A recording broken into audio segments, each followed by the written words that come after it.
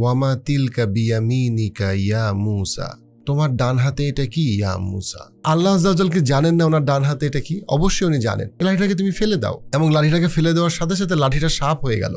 তখন মূসা আলাইহিস সালাম যখন ভয় পেয়ে গেল, তখন আল্লাহ আযজা ওয়া জাল তাকে বলল, তুমি ভয় পেও না, তুমি এটাকে ধরো। আল্লাহ আযজা ওয়া জাল আমাদের আসলে কি শিক্ষা দিচ্ছেন? অর্থাৎ এই লাঠিটা ছিল তার রক্ষা কবচ, এটাই হয়ে গেল তার বিপদের কারণ। আবার আল্লাহর ইচ্ছায় ওই যেটা সাপ সেটাই হয়ে গেল আবার লাঠি। যে ব্যবসাটাকে সে মনে করছিল লাঠি, সেটা হয়ে যায় সাপ।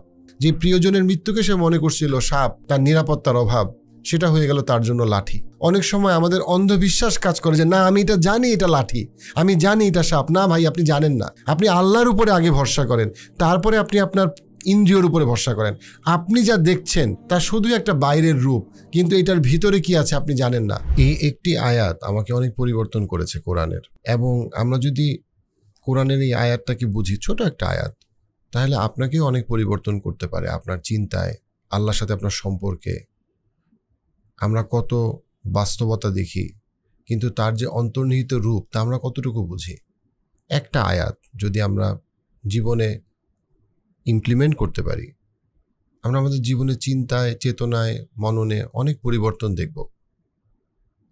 আয়াতটা সূরা তহা 20 নম্বর সূরার 17 নম্বর আয়াত, ছোট্ট আয়াত।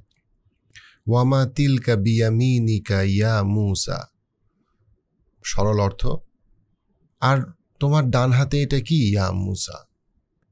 কত ছোট একটা আয়াত, কিন্তু এটার যে ফিলসফিক্যাল এবং স্পিরিচুয়াল ডেপথ, এটার যে বুঝ, আন্ডারস্ট্যান্ডিং, এটা এত গভীর এবং আমাদের জীবনের সাথে এত প্রাসঙ্গিক। আমরা যদি সেটা বুঝতে পারতাম, আসুন চেষ্টা করি। আমরা স্থির হয়ে বসি, আমরা আমাদের অন্য কাজগুলোকে একটু পাশে রেখে একটু আল্লাহর সাথে কানেক্ট হওয়ার জন্য আল্লাহ আমাদেরকে কি বলছেন, এই সূরায় কি শিক্ষা দিচ্ছেন, এই একটা আয়াত দেখি। প্রথমে বলি এটার কনটেক্সটটা কি। মূসা আলাইহিস সালামের সাথে আল্লাহ আযজা ওয়া জালের কথা হচ্ছে। কোরআনের অনেক জায়গায় কথোপকথনের কথা আসলেও বিস্তারিতভাবে সূরা তহার এই অংশে বলা হচ্ছে।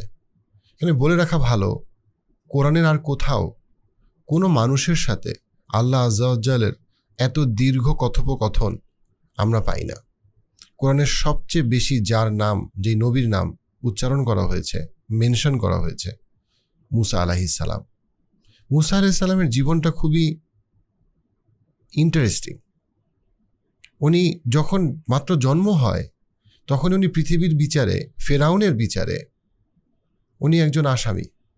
ওনাকে হত্যা করার জন্য ফেরাউন খুঁজতেছে। এবং মূসা আলাইহিস সালামের মাকে বলা হয়েছে একটা বাক্সে এই ছোট্ট শিশুটাকে একটা পানিতে ফেলে দিতে, এবং সেই পানিতে ভাসতে ভাসতে, সেই নদীতে ভাসতে ভাসতে সে আরেক তীরে চলে গেল। এরকম একটা নদী যার স্রোত এত তীব্র, শিশুটার তো বাঁচার কথা না সাধারণভাবে, কিন্তু আল্লাহর রহমত, যেটা নিশ্চিত বিপদ মায়ের জন্য, সেই বাক্সে ভরে শিশুকে যখন দিয়ে দিল, সেই শিশুটি কিন্তু ঠিকই এমন এক গন্তব্যে পৌঁছালো যেটা তার জন্য নিরাপদ। তার মায়ের কোলকে আল্লাহ বিপদ বানিয়ে দিল, কিন্তু তাকে এমন এক জায়গায় নিরাপত্তা দিল যেটা সাধারণভাবে সেই বনী ইসরায়েলের জন্য সবচেয়ে বিপজ্জনক জায়গা ছিল, যেটা ছিল ফেরাউনের তার নিজের প্যালেসের কাছে বা প্যালেসের সাথে। এভাবে মূসা আলাইহিস সালাম যখন বড় হতে থাকলেন, একটা সময় তাকে আবার তার গোত্রের মানুষদেরকে ছেড়ে একটা দূরের এলাকায় তাকে যেতে হলো। সেখানে উনি, তার বিয়ে হলো, উনি প্রাপ্তবয়স্ক হলেন, উনি ওনার দায়িত্ব পালন করলেন, এবং তখন উনি একজন আল্লাহ আযজা ওয়া জালের নির্দেশ অনুযায়ী উনি একজন সাধারণ নবী রাসূল থেকে, একজন সাধারণ মানুষ থেকে উনি নবী রাসূলে পরিণত হওয়ার, রূপান্তরিত হওয়ার যে পদ্ধতি, সেই জায়গাটায় আল্লাহ আযজা ওয়া জাল মূসা আলাইহিস সালামকে ট্রেনিং দিচ্ছেন। মূসা আলাইহিস সালামকে উনি ট্রেনিং দিচ্ছেন, শিখাচ্ছেন। এখানে আল্লাহ আযজা ওয়া জাল শিক্ষক, মূসা আলাইহিস সালাম হচ্ছে ছাত্র। এখানে আল্লাহ আযজা ওয়া জাল মেন্টরিং এবং কাউন্সেলিং করছেন কাকে? মূসা আলাইহিস সালামকে। এবং আল্লাহর যে বরত্ব, আল্লাহর যে নিদর্শন এবং আমাদের মানুষের যে দুর্বলতা, ভালনারেবিলিটি, সেটাকে উনি সুন্দরভাবে দেখাচ্ছেন। এবং সেটা দেখাতে গিয়ে আল্লাহ আযজা ওয়া জাল প্রশ্ন করছেন, ইয়া মূসা, তোমার হাতে এটা কি? তোমার ডান হাতে এটা কি? এখন আল্লাহ আযজা ওয়া জাল কি জানেন না ওনার ডান হাতে এটা কি? অবশ্যই উনি জানেন, তারপরে উনি প্রশ্ন করছেন। তার মানে কি? উনি আল্লাহ আযজা ওয়া জাল এমন একটা কিছু আমাদেরকে মনোযোগ দিয়ে বোঝার চেষ্টা করছেন যেটা আমরা যা দেখি তার থেকে অনেক বেশি গভীর। মুসা আলাইহিস সালাম হাতে উনি বললেন যে আমার হাতে এটা লাঠি, এই লাঠি দিয়ে আমি ভর দিই, লাঠি দিয়ে আমি আমার পশুর জন্য পাতা বা তাদের জন্য আমি রিজিকের ব্যবস্থা করি, আবার এই পশু আমার রিজিকের, এবং আমি অন্যান্য কাজে ব্যবহার করি। তারপরে আয়াতে আল্লাহ আযজা ওয়া জাল বলল এই লাঠিটাকে তুমি ফেলে দাও, এবং লাঠিটাকে ফেলে দেওয়ার সাথে সাথে লাঠিটা সাপ হয়ে গেল, এবং যখন লাঠিটা সাপে রূপান্তরিত হলো সেটা ছটফট করতে থাকলো, সুইফটলি মুভ করতে থাকলো সাপটি। তখন মুসা আলাইহিস সালাম যখন ভয় পেয়ে গেল তখন আল্লাহ আযজা ওয়া জাল তাকে বলল তুমি ভয় পেও না, তুমি এটাকে ধরো, এবং যখন উনি এটাকে ধরলেন সেটা আবার লাঠি হয়ে গেল। এবং এরকম আরও অনেকগুলা আল্লাহ আযজা ওয়া জাল ওনার অলৌকিকতা এবং নিদর্শন মুসা আলাইহিস সালামকে দেখালেন। কিন্তু এই জায়গাটায় আমরা চিন্তা করি না যে আল্লাহ আযজা ওয়া জাল আমাদের আসলে কি শিক্ষা দিচ্ছেন। আমরা পৃথিবীর বিভিন্ন জিনিসকে একটা বাইরের রূপ আকারে দেখি। আপনি চিন্তা করেন যে আমরা জীবনে কত কিছুকে আমরা বিপদ মনে করি, বাট তার মধ্যে আমাদের জন্য একটা স্বস্তি লুকিয়ে আছে। আমরা কত কিছুকে আমরা আমাদের জন্য স্বস্তি প্রশান্তির কারণ মনে করি বা আশা করি, কিন্তু সেটা আমাদের জন্য বিপদ। দেখুন, একটা লাঠি, আপনি যদি চিন্তা করেন মুসা আলাইহিস সালাম রাতের বেলা একটা পাহাড়ে একজন মানুষ, মুসা আলাইহিস সালাম শারীরিকভাবে খুব শক্তিশালী মানুষ ছিলেন, ওই লাঠি দিয়ে সে তার নিজের রিজিকের সন্ধান করবে, খাদ্য সংগ্রহ করবে, তার নিজেকে কোনো হিংস্র প্রাণী থেকে রক্ষা করবে। এই লাঠিটা তার জন্য কি? রক্ষা কবচ। কিন্তু আপনি চিন্তা করেন রাতের বেলা ওই পাহাড়ে সবচেয়ে ভয়ঙ্কর জিনিস কি হইতে পারে? সেটা হচ্ছে একটা প্রকাণ্ড একটা সাপ আপনার দিকে তেড়ে আসছে এবং সেই সাপটা নড়াচড়া করতেছে। স্বাভাবিকভাবে সেটা একটা সাধারণ মানুষকে চমকে দিবে, সে ভয় পাবে। অর্থাৎ এই লাঠিটা ছিল তার রক্ষা কবচ, এটাই হয়ে গেল তার বিপদের কারণ। আবার আল্লাহর ইচ্ছায় ওই যেটা সাপ সেটাই হয়ে গেল আবার লাঠি। অর্থাৎ আমরা বাহ্যিকভাবে আমরা যা কিছুকে আমাদের বিপদের কারণ মনে করি তার মধ্যে অনেক ক্ষেত্রে একটা স্বস্তি লুকিয়ে আছে, প্রশান্তি লুকিয়ে আছে। যা কিছুকে আমরা প্রশান্তি মনে করি তার মধ্যে অনেক কিছু বিপদ লুকিয়ে আছে। কত মানুষ তার জীবনে একটা মানুষকে বিয়ে করে এবং বিয়ে করার সময় সে মনে করে এত ভালো পাত্র বা এত ভালো পাত্রী, এত ভালো বংশ, এত সুন্দরী অথবা এত সুন্দর, এবং সে মনে করে এই বিয়েটা হইলে তার জীবনে আর কোনো কষ্ট থাকবে না। তার পছন্দের মানুষকে সে বিয়ে করছে, এবং বিয়ের পরে সেটা এক সময় মামলাতে যায়, ডিভোর্সে যায়, এবং তারপর একটা সময় মনে হয় এই বিয়ের থেকে তার জীবনের সবচেয়ে বড় অশান্তি আর কিছু নাই। যেই মেয়েটাকে বা যেই ছেলেটাকে বিয়ে করার জন্য সে 5 বছর 10 বছর আকুতি মিনতি কষ্ট পরিশ্রম সব কিছু করলো, সে মনে করলে এই বিয়ে করলে তার জীবনে আর কোনো সমস্যা নাই, এই বিয়েটা হচ্ছে তার রক্ষা কবচ, এই বিয়েটা হচ্ছে তার লাঠি। কিন্তু বিয়ের পরে সে বুঝতে পারলো এই সংসার জীবন ছাড়া তার জীবনে আর কোনো সমস্যা নাই।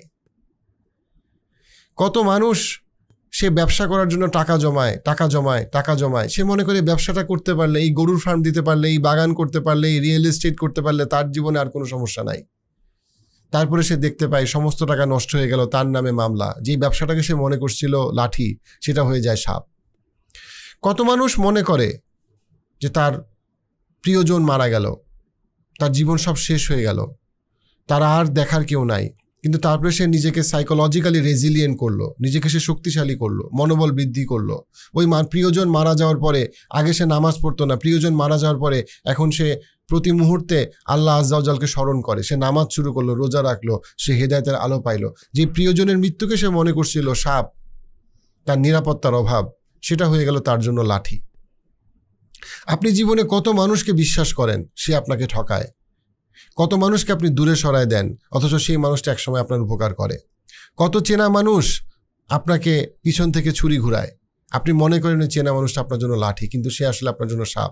আর কত অচেনা অজানা মানুষ আপনাকে হয়তো ধার দেয়, উপকার করে, সঠিক সময়টা জানায়, সঠিক গন্তব্যে আপনাকে পৌঁছিয়ে দেয়, সেই মানুষটা আপনার জন্য লাঠি, কিন্তু আপনি তাকে চেনেন না।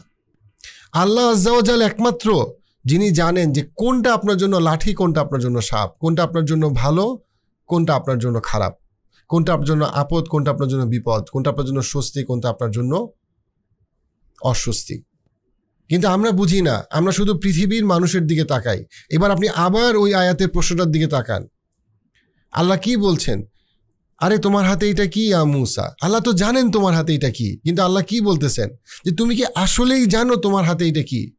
তুমি কি এই যে বাস্তব রূপ দেখে যে তুমি মনে করতেছো যে এটা কি, তুমি কি আসলেই জানো এটা কি? কত অসুস্থ মানুষ সামান্য অসুখ নিয়ে হাসপাতালে যায়, হাসপাতালে গিয়ে ভুল চিকিৎসায় সে মারা যায়, অথচ সে যদি চিকিৎসায় না যাইতো হয়তো সে মারা যাইতো না। কত মানুষ তার সমস্যার সমাধানের জন্য সে একটা বিচারকের কাছে যায়, কিন্তু বিচারক অনেক সময় অসৎ হইলে তার সমস্যা আরো বাড়ায় দেয়। কত মানুষ সাহায্যের জন্য একটা মানুষের কাছে যায়, ওই মানুষটা তাকে আরো বাজেভাবে এক্সপ্লয়েট করে। আপনি কি আসলেই জানেন ওইটা কি যখন আপনি যাচ্ছেন? কিন্তু যদি আপনি সত্যিকার অর্থে আল্লাহর উপরে ভরসা করেন, ওই লাঠের উপরে বা সাপের উপরে ভরসা দিকে না তাকিয়ে আপনি সত্যিকার অর্থে যদি আল্লাহর উপরে ভরসা করেন, দেন আল্লাহ আপনার জন্য যথেষ্ট। এটাই আল্লাহ আযজা ওয়া জাল কোরআনে বলেছেন। আমরা অবশ্যই পৃথিবীর বিভিন্ন উপায় উপকরণ, আমরা কাজ করব, চাকরি করব, ব্যবসা করব, আমরা একটা মানুষকে ভালোবাসবো, বিয়ে করব, কিন্তু দিনের শেষে এর ভিতরে আসলে সত্যিকার অর্থে কি আছে এটা একমাত্র আল্লাহ আযজা ওয়া জালই জানেন। তাই আমাদের প্রথম সম্পর্ক এবং প্রধান সম্পর্ক হইতে হবে আল্লাহর উপরে, আল্লাহ আযজা ওয়া জালের উপরে। আমরা বিপদে পড়ি অথবা আমরা স্বস্তিতে থাকি, আমরা যখন কোনো ভালো সময় থাকি, আমরা মনে করি আমাদের আল্লাহ আযজা ওয়া জালকে আর প্রয়োজন নাই, কিন্তু এটা বোকামি। ওই ভালো সময়ের কারণেই হয়তো আপনি আল্লাহর প্রতি উদাসীন হয়ে যাচ্ছেন। আপনি মনে করতেছেন আমার ছেলে মেয়েকে আমি এত ভালোবাসি, এত সহায় সম্পদ দিয়ে যাব। ওই সহায় সম্পদের কারণেই হয়তো আপনার ছেলে মেয়ে অমানুষ হবে, অমানবিক হবে, বর্বর হবে, আপনাকেও ছেড়ে যাবে এবং আল্লাহর হেদায়েত থেকে দূরে সরে যাবে। যেই সম্পদ দিয়ে যাওয়াকে আপনি মনে করতেছেন আপনার সন্তানের জন্য বরকত, হয়তো সেটা আপনার জন্য হবে বিপদ। কত মানুষ আমেরিকার গ্রিন কার্ড, অস্ট্রেলিয়ার পিআর অথবা রেসিডেন্সির জন্য কত চেষ্টা করতেছে এবং একসময় হয়তো তারা পাবেও। তারা মনে করতেছে এইবার আমার আর জীবনে কোনো সমস্যা নাই, আমি এখন একটা উন্নত বিশ্বের, উন্নত দেশের সিটিজেনশিপ পেয়ে গেলাম। কিন্তু সেই সিটিজেনশিপ থেকে একসময় তার সন্তানের এমন একটা দেশে, এমন একটা পরিবেশে বড় হইলো যারা আল্লাহ হেদায়েত থেকে অনেক দূরে সরে গেল। তখন তারা আমাদেরকে ফোন করে, রিচ করে, কান্নাকাটি করে, কিন্তু বাই দ্যাট টাইম তার সন্তান আল্লাহ আযজা ওয়া জাল থেকে এত দূরে, তাকে ফিরে আনাটা অনেক কঠিন। যেই সিটিজেনশিপ প্রোগ্রামকে সে মনে করছিল হেদায়েতের আলো, সেটা অনেক সময় হয়ে যায় অন্ধকার। এমন বলছি না যে সবসময় বাইরের দেশে সেটেল করা খারাপ, আল্লাহ আযজা ওয়া জালই জানেন কোনটা লাঠি কোনটা সাপ, কিন্তু আমি জাস্ট বলতেছি আমাদের বাস্তব অভিজ্ঞতা থেকে আমরা যে বিষয়গুলো দেখি। অবশ্যই এটা সত্যি, এমন কিছু সন্তান বাংলাদেশে বড় হচ্ছে যারা আল্লাহর থেকে অনেক দূরে, আবার এমন কিছু সন্তান বিদেশের মাটিতে বড় হচ্ছে, সেটা কানাডা, অস্ট্রেলিয়ায় বলি, যারা আসলে আল্লাহর পথে অনেক দূর এগিয়ে যাচ্ছে। আল্লাহ আযজা ওয়া জালই জানেন যে সবসময় হেদায়েতের আলো কোথায় আছে। কিন্তু আমাদের অভিজ্ঞতা থেকে আমি এতটুকু বলছি, অনেক সময় আমরা যেটা মনে করি আমাদের সন্তানদের জন্য আলোকিত ভবিষ্যতের কারণ হবে, সেটাই তখন অনেক ক্ষেত্রে তাদেরকে আল্লাহর থেকে অনেক দূরে নিয়ে যায়। কিন্তু আমরা অনেক সময় আমাদের অন্ধবিশ্বাস কাজ করে যে না, আমি এটা জানি এটা লাঠি, আমি জানি এটা সাপ। না ভাই, আপনি জানেন না। আপনি আল্লাহর উপরে আগে ভরসা করেন, তারপরে আপনি আপনার ইন্দ্রিয়র উপরে ভরসা করেন। আপনি যা দেখছেন তা শুধু একটা বাইরের রূপ, কিন্তু এটার ভিতরে কি আছে আপনি জানেন না।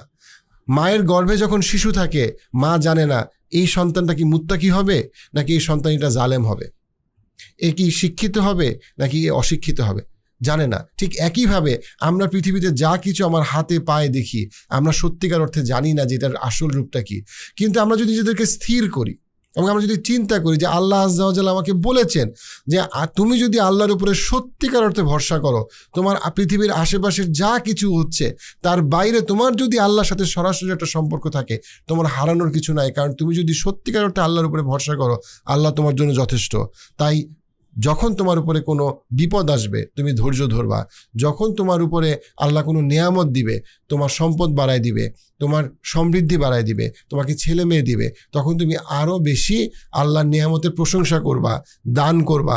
তখন আল্লাহর সাথে তোমার যে সম্পর্কটা বৃদ্ধি হবে, তার মাধ্যমে বিপদে অথবা প্রশান্তিতে তুমি সবসময় আল্লাহর সাথে সম্পর্কটাকে যখন আমরা প্রাধান্য দিব, তখনই আমরা বুঝবো যে এই পৃথিবীটা খুব ঠুনকো, আমার দৃষ্টি, আমার শ্রবণ শক্তি এটা খুব ঠুনকো। সত্যিকার অর্থে আল্লাহ কোনটার মধ্যে কি অন্তর্নিহিত রূপ রাখছে, সেটা যখন আমি জানবো, তখন আমি বুঝবো আমি কতটা দুর্বল এবং আল্লাহর জ্ঞান, আল্লাহর ক্ষমতা কতটা অসীম।